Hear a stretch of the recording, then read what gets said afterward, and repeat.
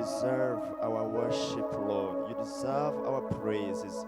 Our heart, Lord, are lifting up your name because your name is holy. We thank you, Lord, for all the blessing that we have through our Lord Jesus Christ. We thank you for this opportunity as we come together, Lord, under your feet. Your word is alive and is life unto us. It is the bread of life. Your word, Lord, is a lamp to our feet and a lamp to our path, Lord Jesus. As we sit down, Lord, we pray that your presence will be in our midst. Your Holy Spirit, Lord, will reveal the truth. Your word is the truth, that we may be changed, transformed, shaped, Lord, into the likeness of Christ for the glory and the honor of your name. We thank you in Jesus' name. Amen. We can get seated. Yes, praise God. And there's another great privilege that we have gotten this evening. This is Harvest Bible Fellowship Rwanda, a church for me and my family, a church for you and your family. We care for you and your family. At Harvest, we are a family. May God bless you for those who are here in person and others who are with us online, or those who will be following later. We welcome you and God bless you so much. Will you please turn to your neighbor and tell them you are loved? Yes, amen. You are loved indeed. Yes, it's a great privilege. We are in the book of Isaiah, and today we'll be reading in Isaiah chapter 32, starting from verse. We'll be starting from verse 9 up to verse 20. Isaiah chapter 32 from 9 up to 20. Yes, as you know, it is time for Bible study. We do read and have time to reflect together. You may have any inspiration. Maybe you may get a question. So after reading, we're gonna make a short reflection where each one of us will be contributing. Let's read in Isaiah chapter 32 from verse 9. Complacent women warned of disaster. Verse 9. Rise up, you women who are at ease, hear my voice. You are complacent daughters, give ear to my speech. In the little more than a year, you will shudder. You are complacent women, for the grapes harvest fails, the fruit harvest will not come. Tremble, you women who are at ease. Shudder, you complacent ones. Strip and make yourselves bare, and tie sackhold around your waist. Beat your breast for the pleasant fields, for the fruitful vine, for the soil of my people growing up in thorns and briars, yes, for all the joyous houses in the exultant city. For the place is forsaken, the populous city deserted, the hill and the watchtower will become dense forever, a joy of wild donkeys, a pasture of flocks, until the Spirit is poured upon from on high, and the wilderness becomes a fruitful field, and the fruitful field is deemed a forest. Then justice will dwell in the wilderness, and righteousness abide in the fruitful field. And the effect of righteousness will be peace, and the result of righteousness, quietness and trust forever. My people will abide in a peaceful habitation, in secure dwellings, and in quiet resting places. Verse 19. And it will hail when the forest falls down, and the city will be utterly laid down. Happy are you who sow beside all waters, who led the feet of ox and the donkey range free. Amen. Yes. Maybe as we started ever since the beginning, we've seen that the book of Isaiah is divided into two major themes. The first one talks about judgment, and the second one is about righteousness. And judgment against who? Against the nation of Israel, which had been chosen by God to be a model nation, and through which, from the very blessing of a promise and covenant of Abraham with God, that all the nations of the world were to be blessed, and this was pointing to Christ, who would come as the Messiah, the anointed one, to redeem and reconcile God's people back to him. And the second one is about judgment, because this nation, though there are some success stories about the nation, but there are failures that were to be followed by judgment. And God could use nations, but because these nations may be in some way, in one way or another, could be proud, claiming to be just strong nations with strong armies, and God was not pleased with these nations. Meanwhile, these nations were also punished, and there is like universal judgment for those who disobeyed God, but also there is a universal salvation and restoration of the nation of Israel and the entire nation in general. In this chapter 32, it has two parts. The first one starts from verse 1 up to 8, where we are seeing now the king reigning in righteousness, a prophecy about restoration, maybe by then, but also an eternal restoration when God will put everything in order. But meanwhile, there are still a judgment in the chapter. So as you see from verse 8, verse 9 up to 12, there is a warning to the complacent. This complacent is like self-satisfaction. People are trying to enjoy life. People are neglecting God. They are now into sin, in just doing things that are pleasant to them but which are against the Lord. We are seeing that there's a warning to the complacent against the women of Jerusalem. So if you read well from verse 9 up to 12, there are two kind of warning. Can you maybe try to read through your Bibles and find out which kind of warnings that are there? Let's read through and get to find out which kind of warning. Screen. Yes. Anyone maybe has seen any kind of warning right there? Yes, verse 9. Get a mic, please.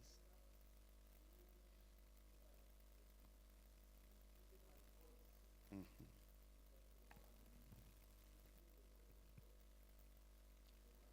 Yeah, sure. You complacent daughters, give give give ear to my speech. I think two advices Mm-hmm. are at the verse 9. Yeah, you're Okay. right. We Yeah, are thank you. seeing women and daughters being warned right there. So can we say maybe, because maybe there is a mention of women and their daughters, that the warning maybe is just for them alone? What do you understand about that? There is a warning, yes. There is a mention of women and daughters. Can we say that this warning is just for them and them alone?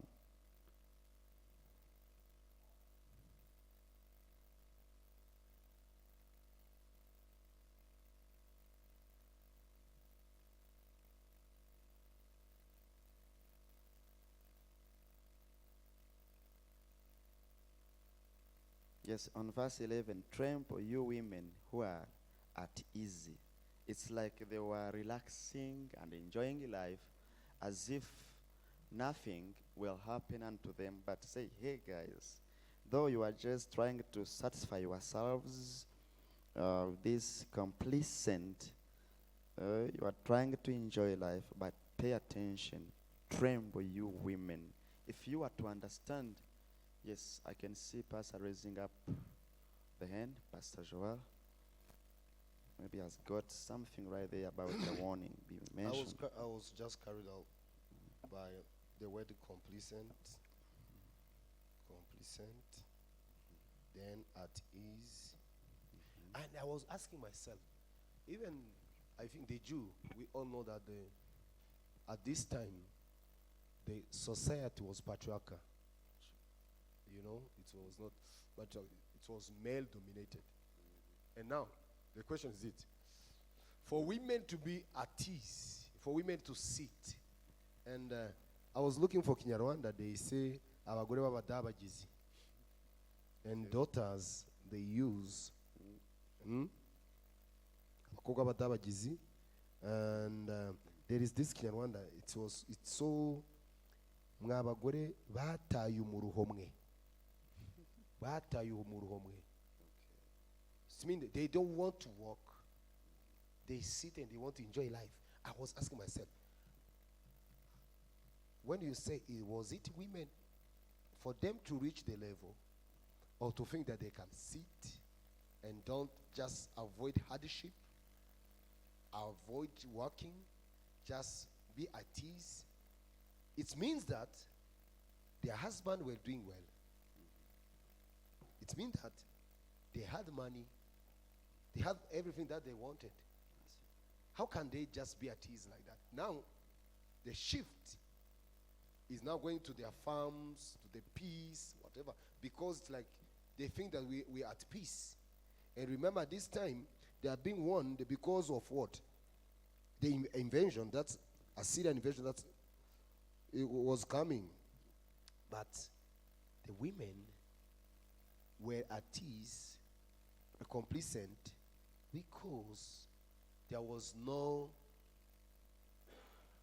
male Bible-centered leadership. So I'm seeing a lack of male-centered leadership, of Bible leadership, because it's like, okay, we look for money, we bring everything, and you enjoy life. So there is no honoring God. There is no doing what the Bible says. The Bible says, I will bless the work of your hands. But here, people, they are complacent. They all just to sit down and don't do anything. Like in Rwanda, they say, they're just running from hardship. So yes, it's include even men. It's include everyone. Though now they focus on the women, because Isaiah talks about soldiers, about kings. He's talking about everyone. It's the whole nation. So now he's just pointing individuals. But as you look at the individuals, you may ask yourself, what is causing these women to be complacent? It's because they have everything at the time. So they have everything. And why do they have everything? They have their husbands. Maybe they are kings, soldiers, wealthy people with money. So it's time for them to enjoy. And now, as Mupen says, there is an advice. Please pay attention. Give me the ear. They are using one ear. Not ears. It's like, listen to me. Hear me out. You see, it's beyond just sound, just hearing, but also understanding. Yeah. Thank you, sir. As you are saying, the good thing with this prophecy on verse 10 is there is even a time frame that in a little more than a year you will shudder, you are complacent women, for the grape harvest fails, the fruit harvest will not come. They were lucky because even the prophecy was specific and give a time frame that, hey, you are complacent, you are delight, you are self-satisfaction. It's just for a short while. And I can see some consequences on verse 13 and 14. Can someone maybe realize one or two consequences about this complacence and sin? If you read well, verse 13 and 14, there are two consequences, or more than two.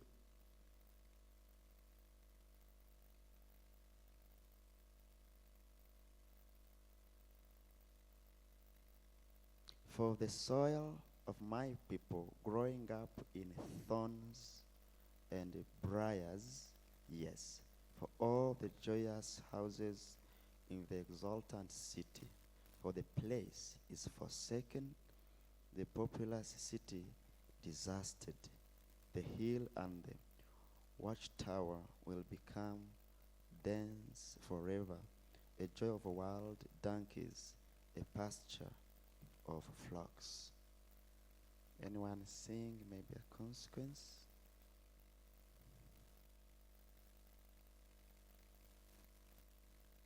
So for verse 11 to 12, there is this call to repentance. Then, as you are reading now, out of that repentance, if there is no repentance, then there is danger coming.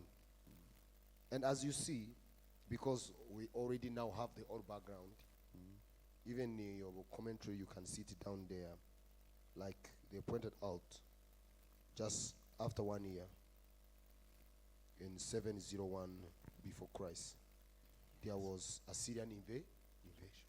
So with now the invasion, the land will be deserted.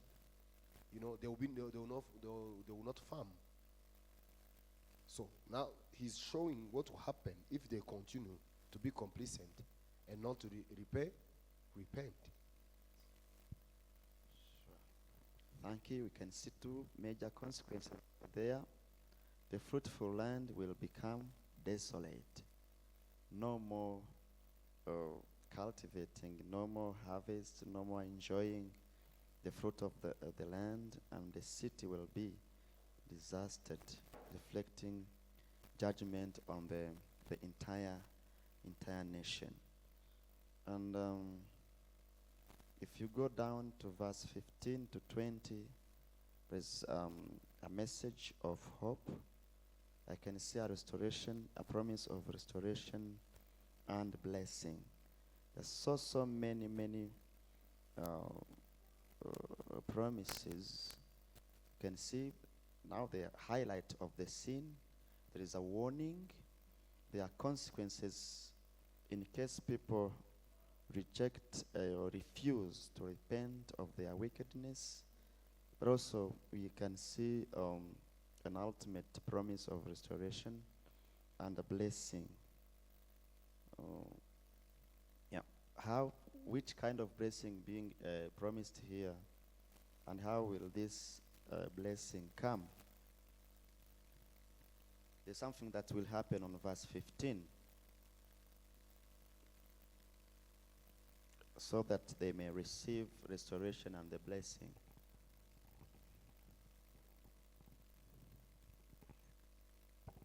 Praise the Lord. I was trying to reflect on verse 15. Verse 15,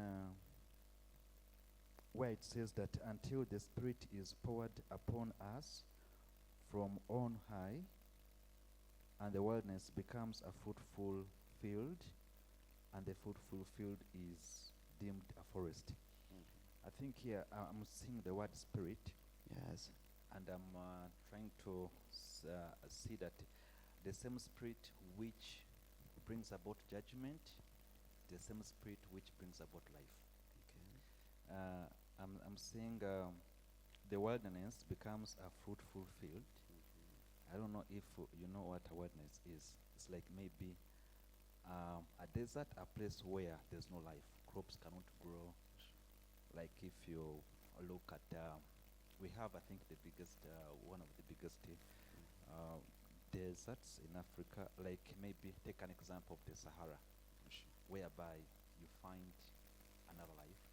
You find crops growing, you find plants growing, there is life there. So I'm seeing the aspect of the Spirit, that the Spirit, however much it punishes, however much it brings about the condemnation upon those who disobey, but the same Spirit brings about restoration, brings about new life. Mhm.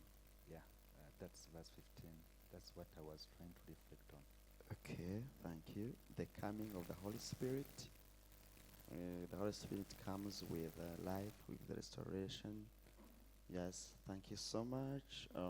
Maybe shall we maybe associate this spirit with maybe, because when we go to Pentecost, it's about harvest and the celebration. Now we are seeing the Holy Spirit mentioned here. Is it maybe associated with the Holy Spirit that came on the day of Pentecost? Is it related to harvest and plentifulness?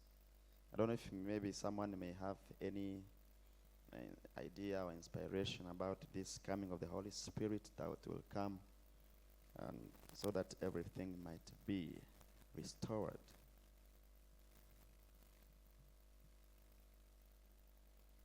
Because we are seeing fruitfulness. Is it maybe physical fruitfulness? Is it maybe in terms of just a spiritual realm? Excuse me. Also on verse 18, we can see somewhere like a promise from God where it's written, "My people will abide in peaceful habitation, in secure dwellings, and in quiet resting places." All right, thank you. Yeah, sure. It's a promise that God, once He has restored everything, people will dwell in a peaceful habitation. Come back to my question: is that there was sin and the Spirit is coming? The sin caused maybe the two consequences. We saw desolation. We see the city deserted. We are seeing the Holy Spirit coming. Now there is a restoration. Is it associated with maybe the conviction of sin? Then when sin is removed, people are restored. Any reflection on that, please? I think what Isaiah is saying here, he's pointing out people back to God, Yep. like the third person, the Spirit. Because let's go back to just the other side, 31 verse 3. So it says that the Egyptian are men and not God. They are horses and flesh and not spirit. When the Lord, so I want you to look at the Spirit here. It's small letter. Where I'm reading now. Yep. It's small letter. But come back where we are. You see it's capital letter. Exactly. Even the yeah. writer is insisting. So Oh, yeah. he's pointing at this God Sure. being mentioned. Sure. So I see. you can compare. So here he's talking just about spirit, like spirit. Yeah. But here he's insisting, except help comes from God, from God, Yeah. from Yes. God. So he's talking yes. about God. And you know it's the same if you come back on the day of Pentecost. Sometimes people, what they say about the spirit, it's like spirit, but you remember Jesus said, "I will not forsake you. I'll come where you are." It was God coming again to live with them now in the form of the third person of the Trinity. Yes. I see. Thank you so much. If you can see well, thank you, Pastor Joel. From verse 15 up to the last verse, verse 20, with the coming of the Spirit, we are seeing now the positive prophecy about restoration. So yeah, as we are saying, I'm saying with the coming of the Holy Spirit, people are convinced about their sins and compelled to repent. And once people have repented, we can see now everything, life is restored. We are seeing restoration will come when the Spirit is poured out from on high. The land will become fertile again. We are seeing on verse 16, then also justice. It means where there is no God's Spirit, there is no justice. But we are seeing justice dwelling in the wilderness and the righteousness abide in the fruitful field. I'm seeing the coming of the Holy Spirit that will convince people to repent, will come with everything. Anyone seeing any form of restoration and a blessing in these verses? Maybe before I hand the microphone, I'm seeing two things. One, God does not only protect, but also He provides. And again, He's just. The Assyrian invasion was prophesied by the prophet as a punishment for the people of God of not trusting and depending on God.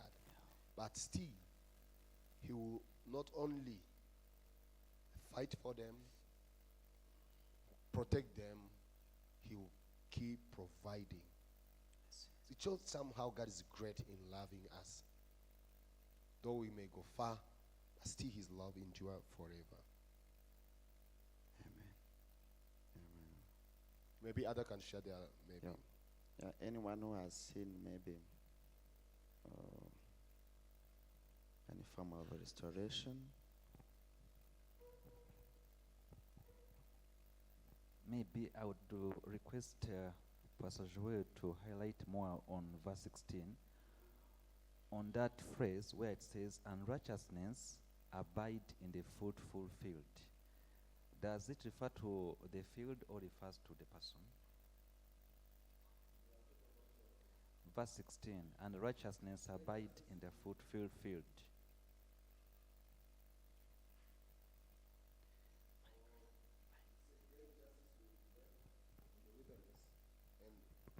Yes.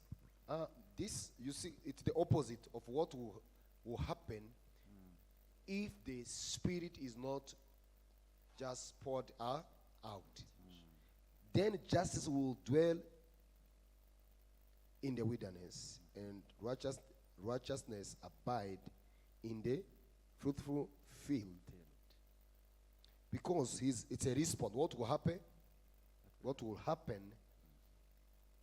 And what will not happen? You have to start from verse maybe 15 to understand 16 going down.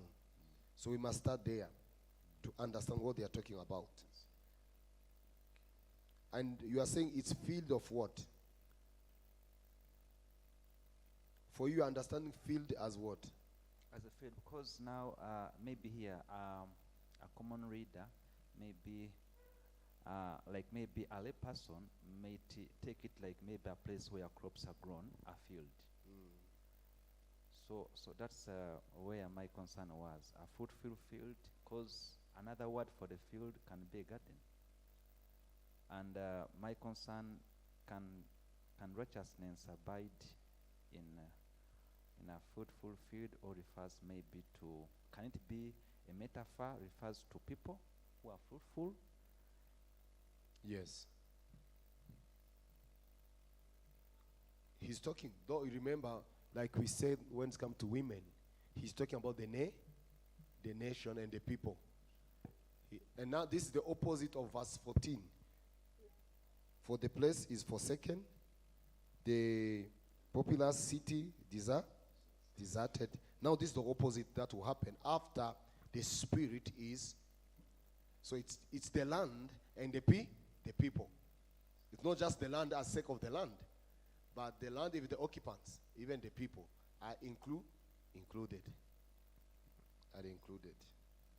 I see.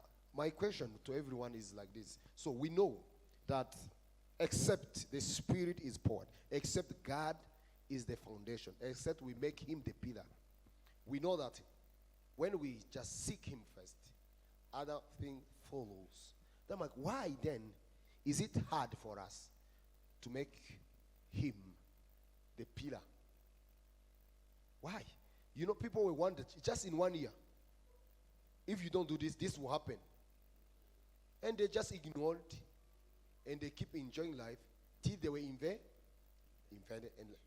And see, today we are living in Africa where majority of people are Christian, but still majority also are still under poverty, knowing that our God, He provides. He doesn't only protect, but also He provides. He provides. So then why? Why? We know. But why? Then it's not happening. I want to be a kind of prosperity preacher. Why? Then if our God is so rich in mercy, he owns everything, what is happening to us? So I think that's my question. No. We know that when we have God, like here, the response. The Spirit So, starts with the response, pouring when of the Holy Spirit is poured out, yes. is just poured upon us Yes, sure. from the high. And the wilderness become a fruitful field. So it means that with the presence of God, there is wealth. You see? That's the question. Now, why? Where we are in Africa, majority of us are Christian, but there is poverty.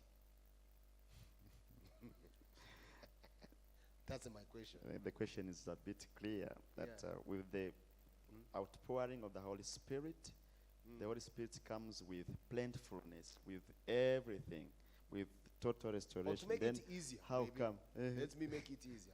If you just look at how Christianity expanded from Jerusalem Yep. to Roman Empire and the Roman Greco world up to Europe, all those countries were developed through the teaching of Christianity. That teaches God will bless the works of your hand. You have to work. USA, Canada, France, Germany, England, Italy, name all those countries. They were so-called Christian countries at the time. And part of what is making them rich and wealthy, even schools, many of the schools, Harvard, Oxford, those big name of schools that you know, they were started by missionaries, churches to serve the community. So now why? In other parts of the world, Christianity helped them to develop. But in Africa, it's not helping us. I think when we try to see in those countries,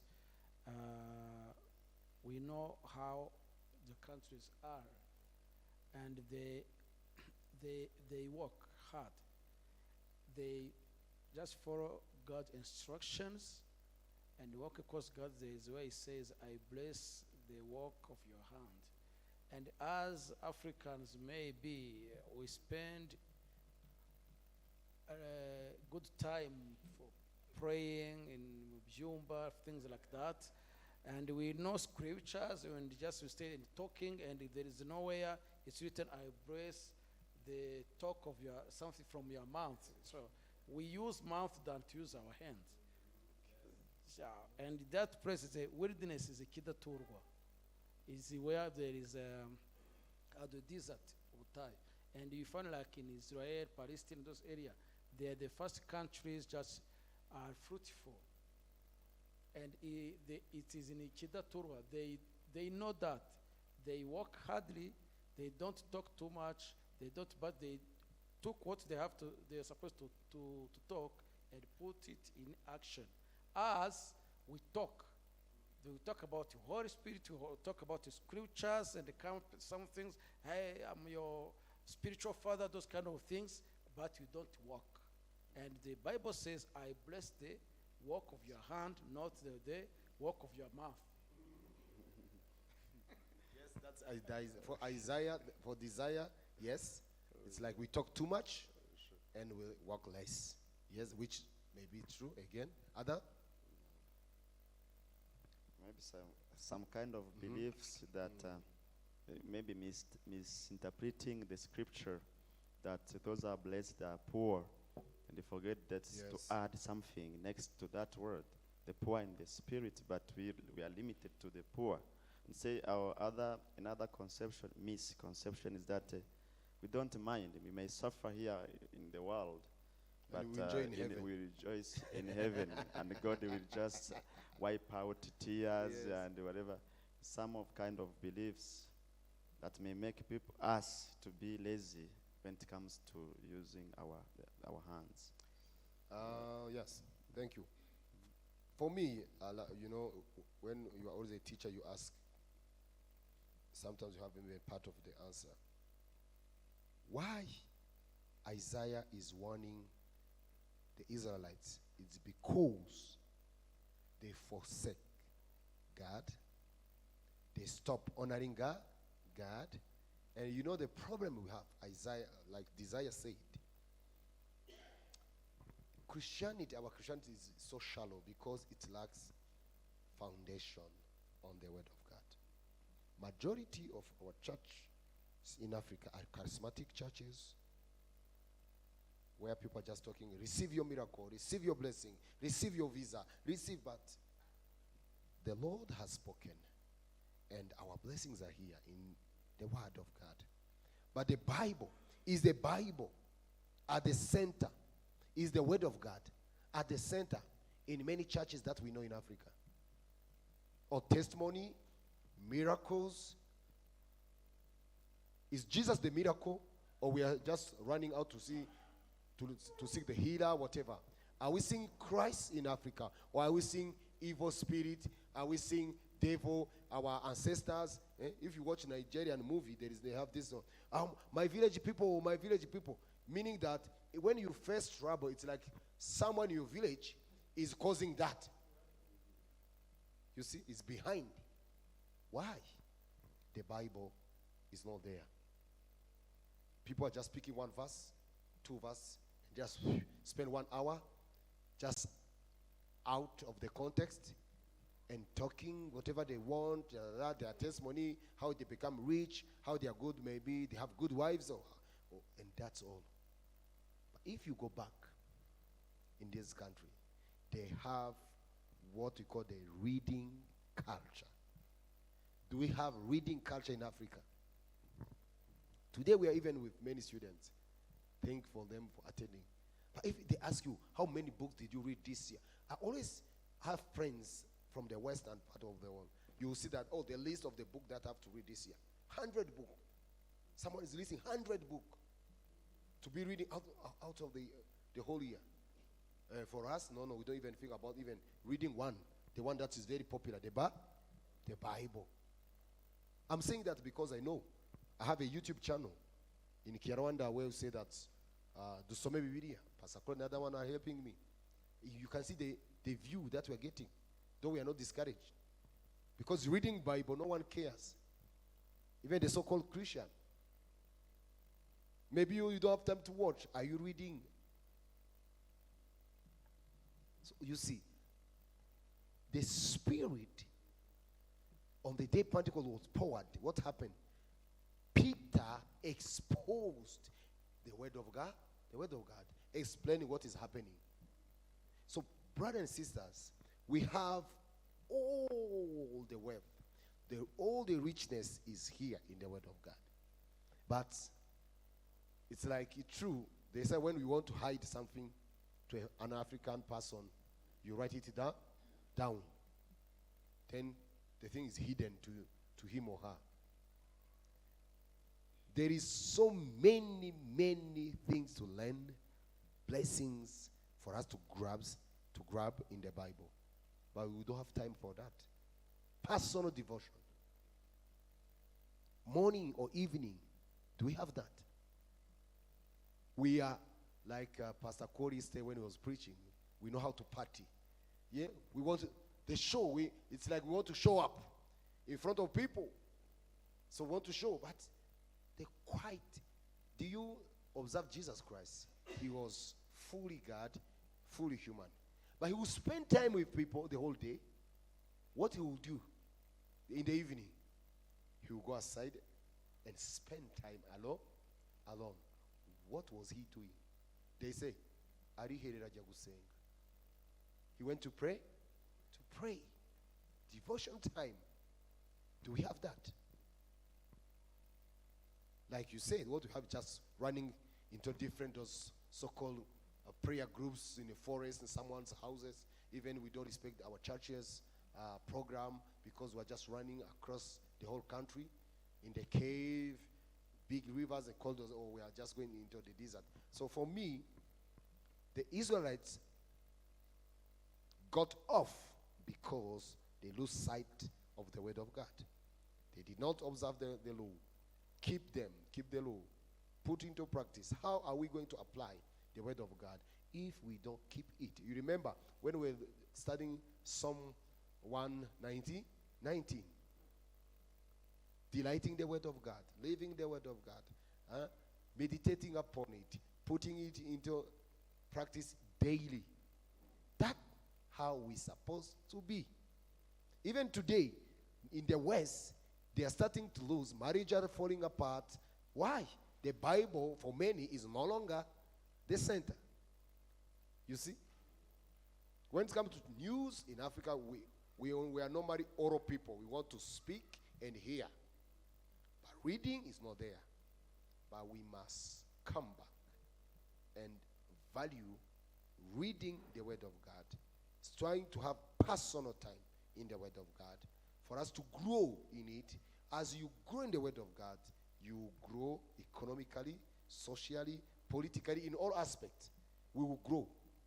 But because we don't have that one, we don't read, we don't have many Bible commentary, anything, because we are just there for Sunday. Philip will just open the Bible. Do you want fresh message or just old one? They say, oh, fresh one. Okay, if you want fresh, close your Bible. Now God is speaking. He is speaking. Is he is preaching? I don't think so. Thank you. Yeah, thank you so much. I think the point is clear. God has done what he has supposed to do. It's up to us to get to know that the Holy Spirit was poured into us, and we have been given the word, which is to be the center for us to grasp all divine blessings. God bless you so much. So there are many lessons we can learn from these verses. As from verse 9 to 11, there's a warning against complacency. Which lesson can we get from this verse 9 to 11? Though we have the mention of women and... Rise up, you women. Yes. Yes. Which lesson can we get from there? Maybe to say about spiritual complacency.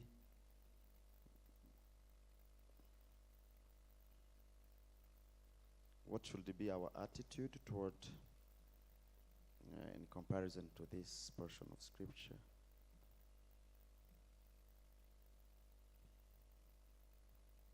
The question is for us all, please. Any lesson we can learn from this portion? Yes, Amani. Okay. Thank you. So, from verse 9 up to 11, Yes. what I try to pick here is to fear God Mm-hmm. in a high level you are, because it is Bible says, rise up, you women who are at ease, hear my voice, and you complacent daughters, give ear to my speech. 11, treble, you women who are at ease, shudder, you complacent ones, creep and make yourself bare. So these verses, it shows us any situation you are, any high level you are. So you have to obey and hear what God wants to you. You have to flow the ways the God want to see you in. So I think so in what we do in our daily businesses, so we have to try to fear God and to try to put in action what God wants us to flow. Thank you. Hearing God's warning and respond unto it is really crucial. And Thank now you. God is talking to the men, not to women. So I think we can put the rise up you men, because I can see we have two ladies, and the ladies are not women. So Oh, the warning is just for all of us. Yeah. All So, right, yeah, sure. Yes. Okay, how about on verse 12 to 14? There is a sin there, consequences of sin. Which lesson can we get from this scripture. As a consequences, any lesson we can learn from here.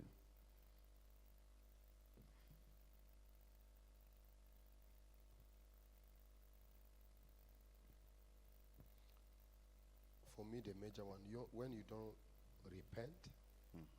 you face consequences Yes. of disobedience and rebellion against God. Sure. Not only you, Mm-hmm. but the land, Mm-hmm. maybe your job, whatever you.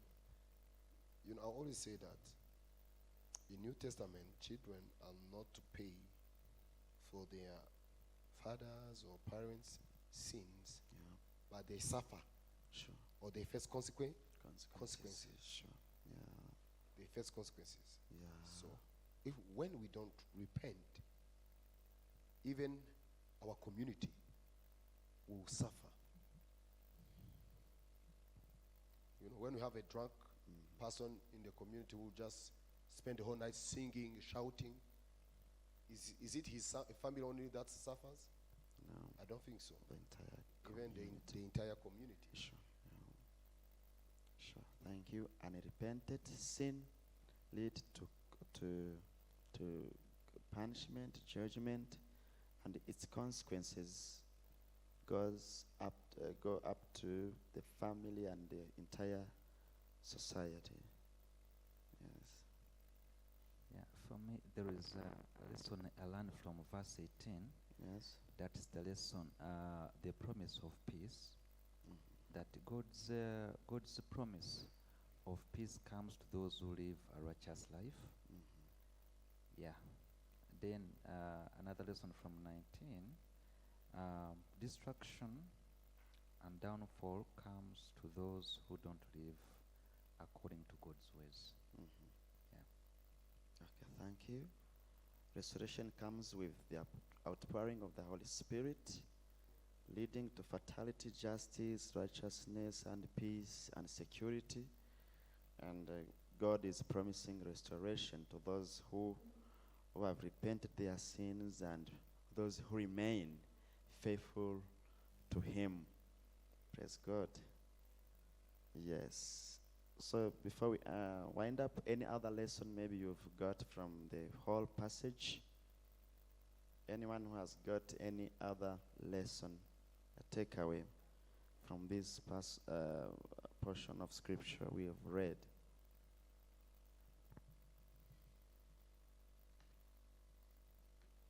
Okay, if there is anyone, there is no another one. Let's maybe give. Oh yes, our brother there. Okay, thank you so much. So I would like to come back on the three verses from verse 11 to verse 12. Here, the word of God is speaking that just showing how people should just tremble when God is speaking to them. And in this passage, Isaiah is just revealing how people just feel at ease when they are not just connected to the willingness of the Almighty God. So we have a lot of people nowadays who are just sinning every day, all the time, just regardless what God just need for them just to do in their daily life.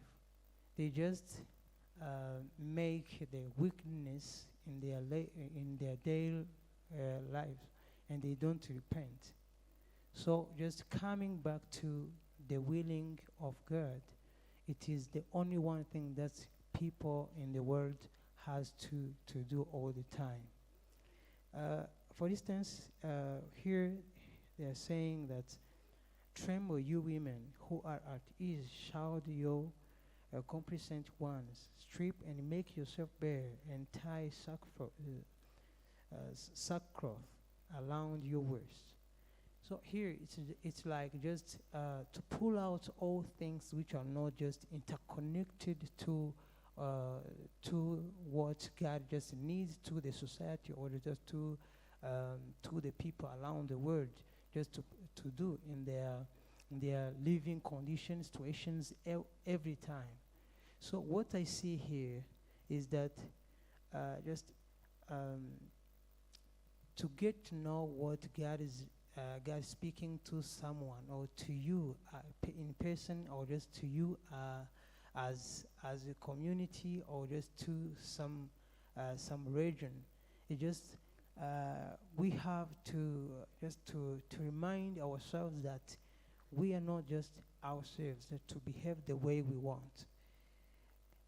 It's only God who just chooses something to choose something just for us to survive in all living conditions. So that means all things that people do in their daily living situations or conditions just come back as the consequences negatively to the entire country or to the entire just family. So I think that is my request to these three verses. So thank you so much. Thank you. God bless you. We are not to be at ease when we are into sin, and our life should be based on God's will and guidance.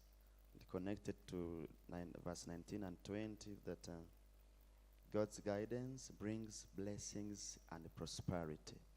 So if you want to be blessed and prosper, let's follow God's guidance and nothing else apart from the Bible, which is our foundation.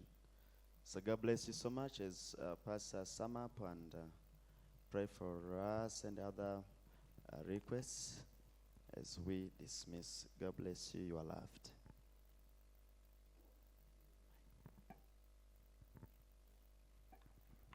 Thank you. Let us pray. Our Heavenly Father, we thank you for this wonderful moment in your presence. Throughout this book, we are seeing you warning your people, and the warning still stands towards us today, that we must not be complacent or at ease, but always being active in glorifying you through fulfilling the Great Commission in the spirit of the Great Commandment. For us to do that, we need to be filled with the Spirit that enables us to not only read the Bible, your word, but also to understand and also apply.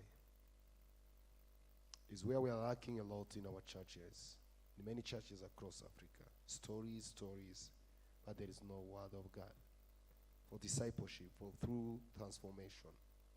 So we pray that we will not just be followers, or people who just use the name of Jesus for their profit or their gain, but we use the name of Jesus in the way that glorifies you, Christ. As we leave, go with us. We pray for those who are sick among us, those who are sick in their houses, those who are sick in the hospitals. We pray that you'll touch them with your hands, your healing hands, and hear their testimony. Pray for those who are accused wrongly and are in prison for their liberation, those who committed different atrocities, to be humble and ask for forgiveness for you and the people that they offended. We pray for peace in Africa, especially East Africa where we are, Congo, South Sudan. We pray that the peace will reign, and that even Christian will value you more than anything, because you are our peace, complete one. So go with us, Father. Those who are following online and those who will be following later, also we pray for them. Hear their prayers and their requests. Those who are seeking you, reveal yourself to them so they will know you and come to you. We pray in Jesus' name. Amen. Thank you. You are loved.